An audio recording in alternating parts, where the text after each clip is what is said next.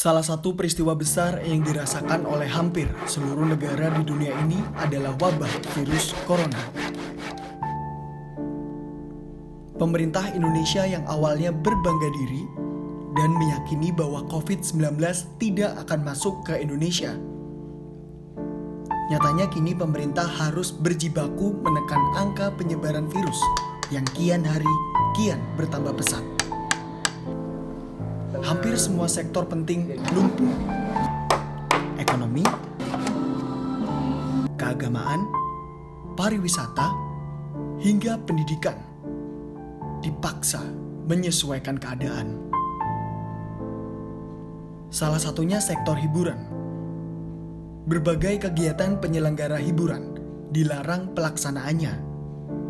Seperti yang dirasakan oleh Robert, salah satu pegiat ludruk dan juga pendiri ludruk Nom-Noman Jab Surabaya yang biasa disebut Luntas. Buka tas isine coro, aku kaget sampai nabrak sepeda. Memasuki medio 2000, ludruk sempat berada pada fase kehilangan generasi pemain serta penonton. Hanya ada beberapa kelompok ludruk yang bertahan dengan keyakinan mereka, seperti kelompok ludruk karya budaya di Mojokerto dan irama budaya di Surabaya.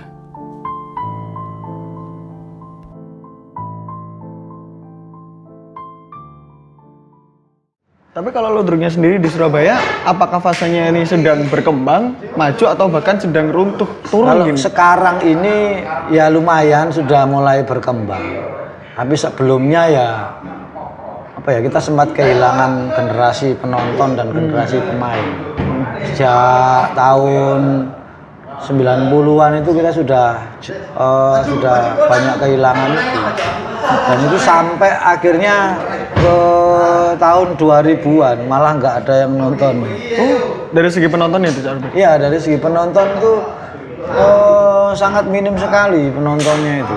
Bahkan sudah tidak di ratusan, sudah puluhan. Paling banyak ya 20 penonton.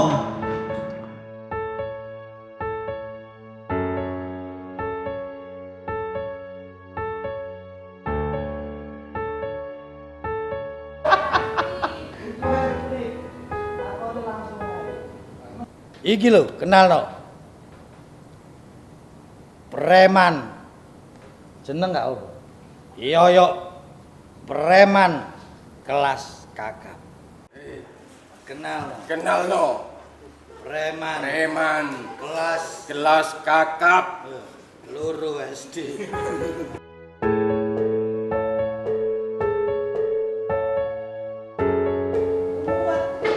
Robert mendirikan Luntas atas dasar keprihatinan akan hal tersebut. Kemasan pementasan dan pemain Luntas diberi sentuhan modern atau kekinian agar bisa bertahan dari gempuran budaya luar yang masuk ke Indonesia.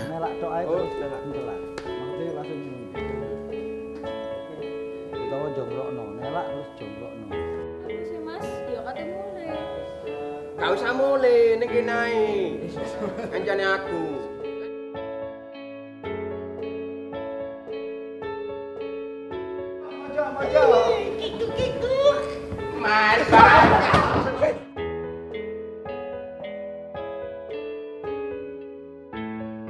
Sementara anak-anak muda saat ini kan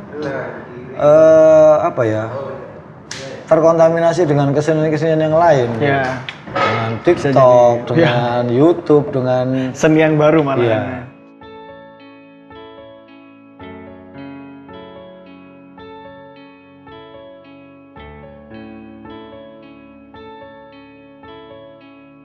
Oke, itu dari segi penonton ya, Cak Robertnya. Tapi kalau dari segi pelakunya sendiri, fasenya seperti apa ini? ya pelakunya ya akhirnya kan mulai habis. Juga termasuk Iya, habis mulai juga. habis ya, memang ada beberapa yang generasi. Cuman terkadang lupa bahwa generasi ini kan bukan hanya generasi pemainnya saja. Benar. Kita juga harus menggenerasi penontonnya. Nah, kalau kita generasi pemain tapi nggak ada penontonnya ya percuma.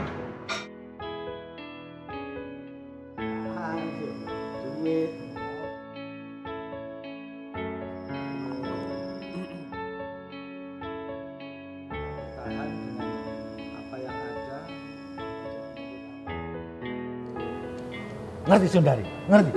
Ngerti? Enggak, ngerti. Siapa sih yang nggak takut mati itu?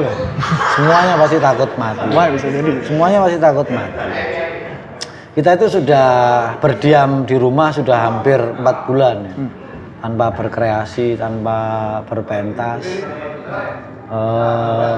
Kita mencoba untuk mengikuti anjuran dari pemerintah untuk tidak keluar rumah. Setelah kita lakukan, ya kita coba untuk patuh ya. Ya. Kemudian sampai 4 bulan ini kita harus berdiam diri, harus di rumah tanpa tanpa jaminan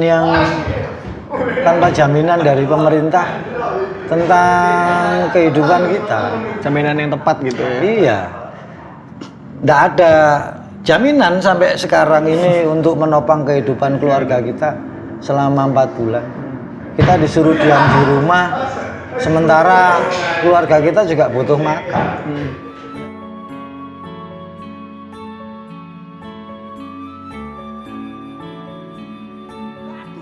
Yo iki anak buahku, ngerti kebutuhane bos. Lho, ya jelas to, Bos. Mene, ojo golek aku nang kene. Lho, nanti Bos. Kantor polisi goblok. Oh, iki ya goblok. Ya mesti ayo mencekel polisi. Makanya kita ini berpentas lagi karena memang kita sudah jengah. Kita sudah bosan dengan dengan aturan-aturan yang nggak jelas ya. Oke. Setelah diperbolehkan terus dilarang lagi, setelah dibolehkan dilarang lagi. Ini bukan kita melawan, tapi ini adalah naluri manusia, ya, naluri manusia kita untuk bertahan hidup. Ya toh. Kecuali kalau pemerintah itu bisa bertanggung jawab atas kehidupan keluarga kita akan diam di rumah. Tapi karena pemerintah tidak bisa memberikan jaminan apapun, dua kan pilihannya, mati di rumah kelaparan atau mati di luar kena corona. Jadi simpang siur. Nah, saya memilih mati di luar, saya memperjuangkan kehidupan keluarga saya meskipun saya kena corona enggak apa-apa. Saya akan lebih terhormat mati karena corona daripada saya tidak bisa menghidupi keluarga saya. Mungkin itu. Soalnya risikonya juga sama, di rumah kita akan mati kelaparan, di luar juga akan mati dengan corona. Yang terpenting bagi kita adalah kita tetap mengikuti protokol yang ada. Benar. Dengan menjaga jarak, dengan pakai masker, dengan sebelum masuk harus Cuci tangan. cuci dan lain tangan. sebagainya. Nah, kita upayakan. Tidak adanya jaminan dari pemerintah soal kesejahteraan hidup. Harus ditambah dengan datangnya surat dari Direktorat Pajak yang ditujukan untuk luntas. Pajak mulai kapan? Ludruk ini melestarikan kesenian daerah lokal. Pemerintah itu kudune support, kudune mendukung. Lah apa majeki? Ludruk duwe piro? Akeh bet lek tanggapane akeh. Pas tanggapan. Lek gak tanggapan. Ganti corona. Tanggapan apa? Lah iya. Nganggur. Masih corona lah. Lah yo gak masalah sih bet bayar pajak. Pajak apa?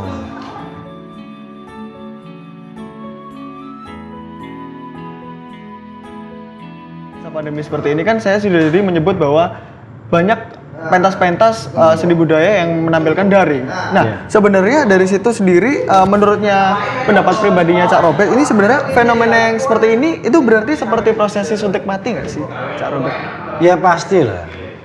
Karena ya kalau kita mau makan pisang goreng ya tentunya kita harus makan pisangnya. Tidak hanya melihat saja. Ya sama kayak gitu. Pertunjukan ludruk ini seni budaya. Mungkin kalau daring pun ya bisa. Tetapi rasa dari memiliki ludruk itu sendiri, memiliki budaya itu sendiri akan rasanya beda itu. Kayak kita makan pisang itu ya pisangnya bukan lihat saja. Bukan ditonton lihat video dan lain bukan lihat videonya saja. Karena suasana langsung ludruk itu dengan di TV pun akan berbeda. Itu yang pertama. Yang kedua karena kita ini orang ludruk, kita tidak paham begitu. kita harus mengeluarkan biaya berapa lagi? Kita harus mengeluarkan kamera, ya toh, kita harus beli paket data dan lain sebagainya. Padahal untuk biaya produksi ludruk pun juga banyak.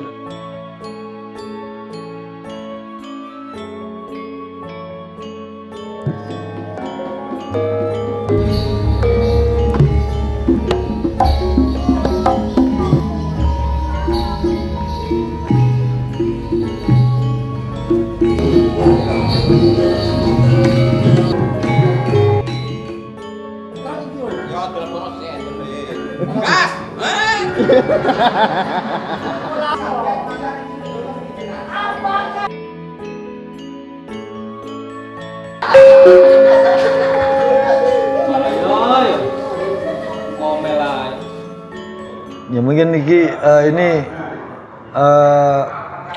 kita sampaikan aja kepada pemerintah untuk membiarkan atau mengizinkan kita untuk berkarya asalkan tetap dengan aturan yang ada, ya dengan protokol. Kalau memang ini adalah masuk ke ranah ekonomi gitu. Kalau kita disuruh berhenti ya ekonominya akan mandek. Ya toh. Soalnya sekarang ini pun ya kita juga ketika ludruk itu main juga butuh biaya produksi. Produksi dari mana? Ya dari penonton. Karena bantuan dari pemerintah ya jangankan untuk ludruk, untuk kelompok ludruk. Loh, untuk masing-masing senimannya aja nggak ada kok. Sepeser pun nggak ada. Ada, 1% itu 1 juta ada, tapi untuk satu kelompok ludruk. Sampean bayangin satu kelompok ludruk itu orangnya paling sedikit itu 10 orang. Dikasih uang 1 juta, ya dikasih uang 1 juta untuk bagi satu kelompok ini bagaimana? Ya. Padahal satu kelompok satu orang ini kan ya punya keluarga, gitu loh.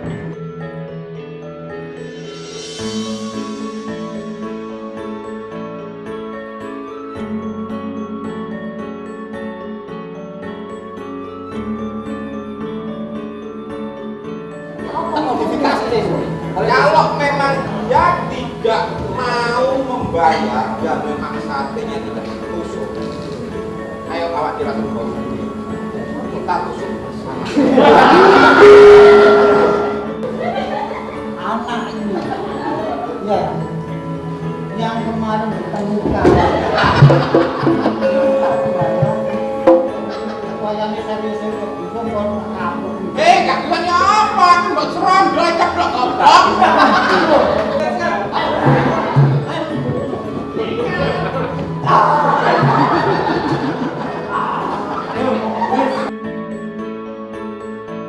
Tidak mau apa-apa, kita hanya ingin berkesenian dengan apa adanya. Jika memang ada arah, kita pun pasti akan mencari solusi yang terbaik bagi mana baik.